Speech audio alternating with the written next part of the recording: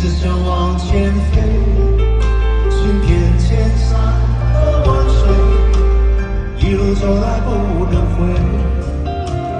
蓦然回首，情已远，身不由己再见面，才明白爱恨情仇，最伤最痛是后悔。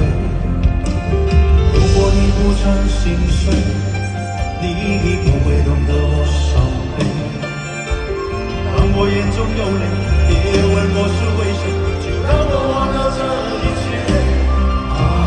给我一杯忘情水，换我一夜不流泪。所有真心真意，任它遇到风吹，付出的爱收不回。给我一杯忘情水，换我一生不伤悲。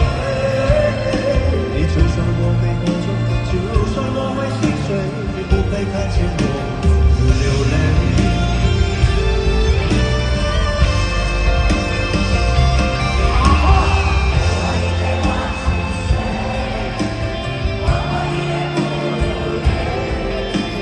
所有真心真意，任它遇到风吹，付出的爱收不回。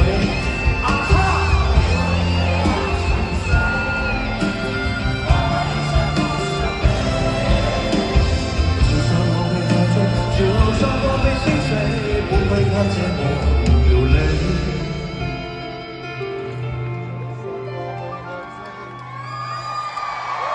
你要唱吗？就算我会喝醉，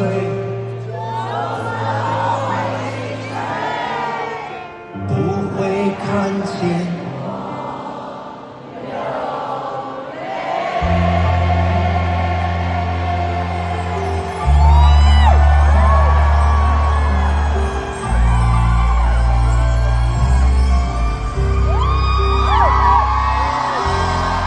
Darwin Sugiman BN, your freelance news reader. Top story number 1. India education. New Delhi. Being a parent to a teenager is an experience filled with unease. As a father to a 13-year-old boy, I am no exception. My son must soon decide whether he will sit the exam to enter one of the Indian Institute of Technology after he finishes school in 4 years. He must start preparing early to have a decent shot at entering one of those institutions that have produced leaders at top firms including Google, Edge, FedEx, and IBM. This entails enrolling in after-school coaching program, leaving little time to pursue other interests that may open up new possibilities or even lead to a potentially more rewarding career like playing music, perhaps, or a sport. Growing up as a grandchild of a lower middle-class farmers, he was inspired by family members who moved up the social ladder by securing government jobs and becoming doctor and engineer. They are the young people queuing up at a coaching center try and secure a seat at top engineering or medical college or clear government recruitment exam. With more than 65% of the country's population under the age of 35 and more young people enrolling in higher education than ever before, the competition and stakes have never been higher. Dr. Dinesh Sharma, a psychiatrist based in the city, said parents, especially those from relatively poor financial backgrounds who borrow money to send their children for coaching, often tell them they must perform and show. The parents say, "We have spent so much on you. Everyone knows you have gone the quota and that you will return after becoming a doctor. You have to return only when you become a doctor," he said. "Nothing matters, not the joy of learning physics or the excitement of doing experiment in science lab or the wonder of a short story by Tagore or a poem by Neruda generates." Top story number 2. China technology. A smartphone is testimony to the power of standardization. Comprising components from hundreds of suppliers, it can find a signal almost anywhere in the world and connect with a wide array of ancillary devices, all because countless companies have subjected themselves to a common set of technical specifications. Despite the effort of America's government to keep Chinese equipment out of mobile networks in as many countries as possible, wireless technology has continued to become steadily more Chinese.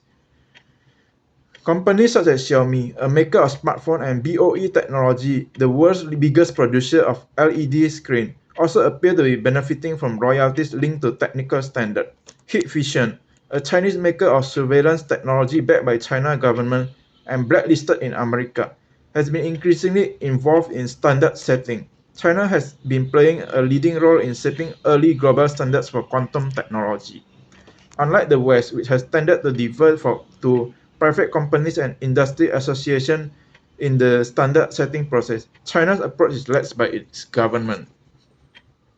In the process, the West has been abandoning its commitment to bottom-up market-based approach to setting technical standards. We are being forced to undermine a system that has been very effective and that we have profited from doing a long time, laments Dr. Ruhli.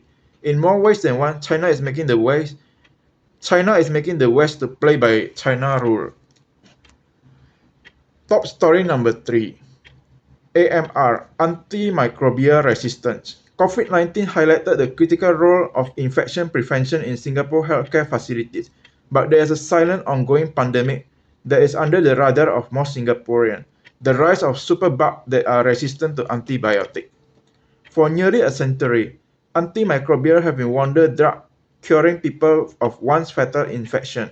The widespread use of penicillin and the lack of transformation enabling organ transplant and complex surgery.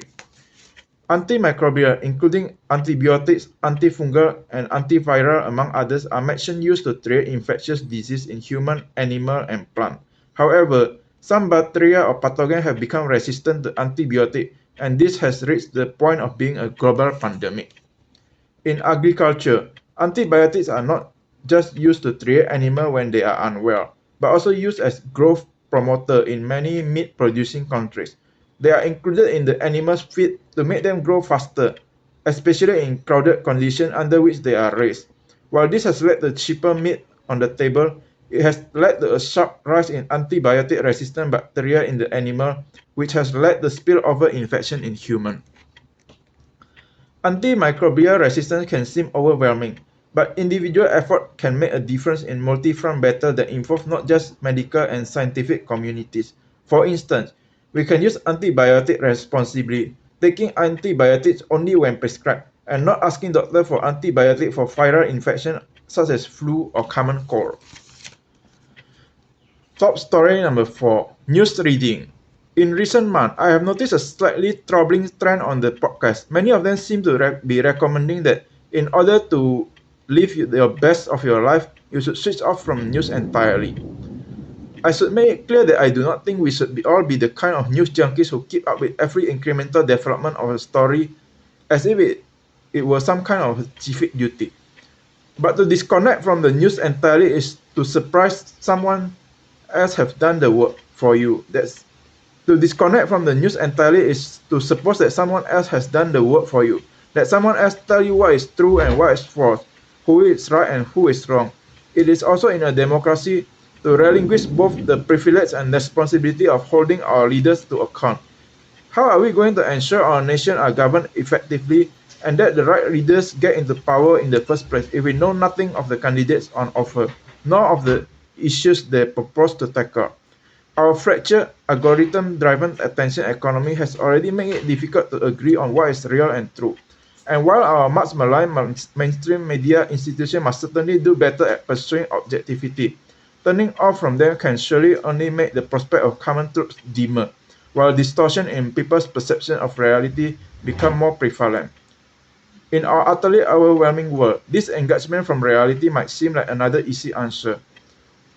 Again, it is almost certainly not the right one. Darwin Sugiman BN sign off, your freelance news